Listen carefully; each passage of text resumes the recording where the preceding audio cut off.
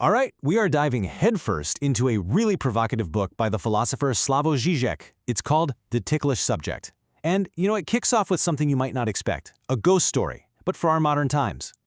Yeah, right from the very first line, Žižek drops this bombshell. He says something is haunting the halls of academia. And get this, all these different schools of thought, they've formed what he calls a holy alliance just to get rid of this thing, to exorcise it. So what is this terrifying specter they're so afraid of? Believe it or not, it's the Cartesian subject. And I know what you're thinking. Wait, that's it? Descartes? The I think, therefore I am guy? I mean, it sounds kind of tame, right? So why on earth is this classic, fundamental idea so controversial that basically everyone wants it dead and buried? Well, that question is exactly what kicks off our whole journey here. So to really get why this is such a big deal, we've got to do two things. First, let's get a clear picture of what this so-called specter is. And second, who exactly is leading this intellectual witch hunt? Okay, so stripped down to its basics, the Cartesian subject is really just the idea of you. That core sense of being an individual. It's that self-aware I that feels like it's inside your head, the part of you that thinks for itself and feels separate from the world around it. I mean, for most of us, this is the absolute bedrock of how we think about who we are. But, and this is the big twist, Žižek points out that almost every major school of modern thought is actively trying to destroy this idea. You've got postmodernists saying that your I is just a trick of language. Cognitive scientists might say, nope, it's just a bunch of neurons firing. And as you can see, the list goes on and on. Marxists, ecologists, you name it, they all seem to agree on this one thing. The individual subject has got to go. Which leads Žižek to ask a really crucial question. What happens if they win? What do we actually lose? And this is where things get really serious. Because for Žižek, this isn't just some dusty academic debate. No, he argues that getting rid of the subject, this idea of the individual I, is directly tied to a massive shift in our real-world political landscape.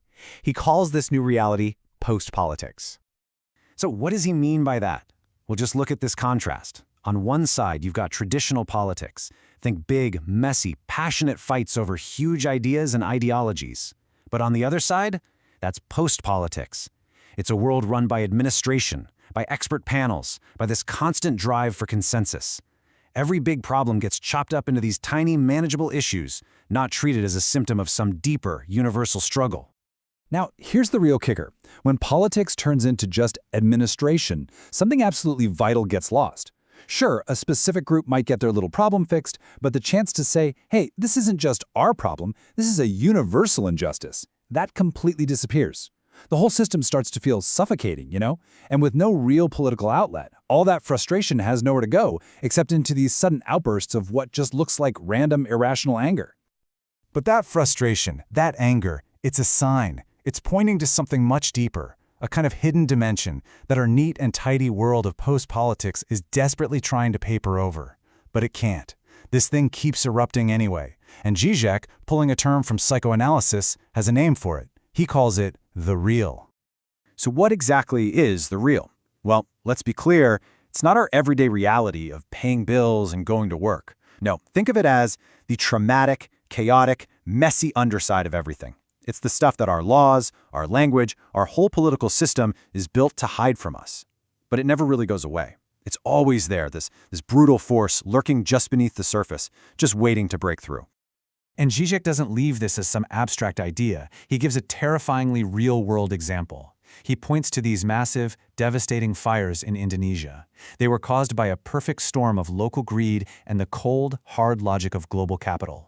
This catastrophe, he says, is what the real looks like today. It's this ruthless, impersonal force that just steamrolls everything in its path, threatening our very survival. So, here's a good way to think about it. Post-politics is like the smooth, stable pavement we lay down to make our lives feel safe and predictable. But the real, that's the earthquake, rumbling deep underneath. It's the force that can suddenly shatter that comfortable surface in an instant and remind us of all the chaos we've been trying so hard to ignore.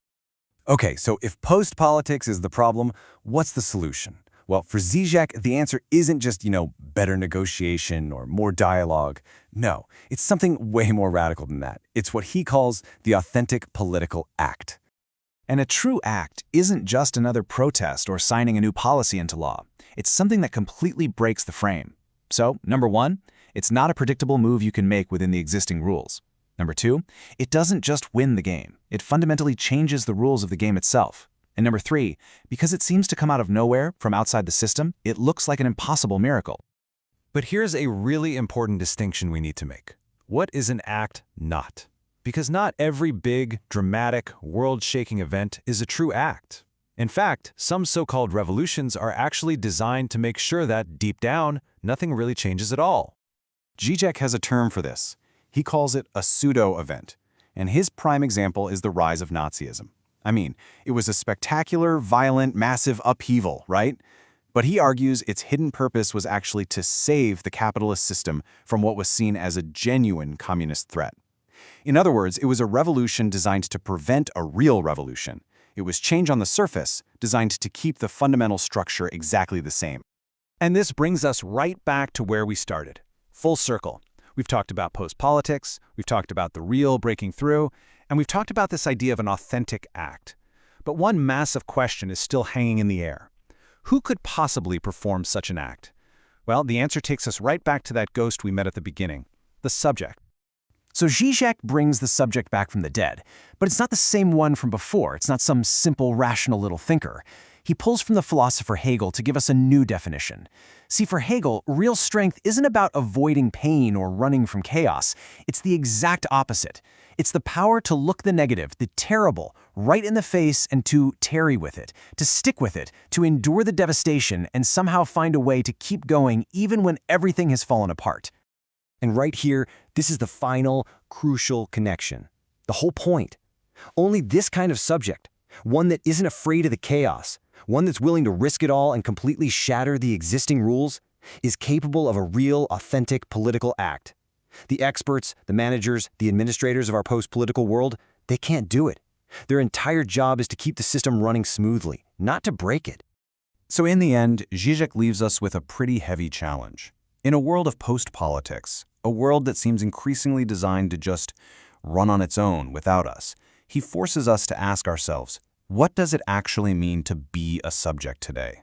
And maybe more importantly, what would it take, right here and right now, to truly act?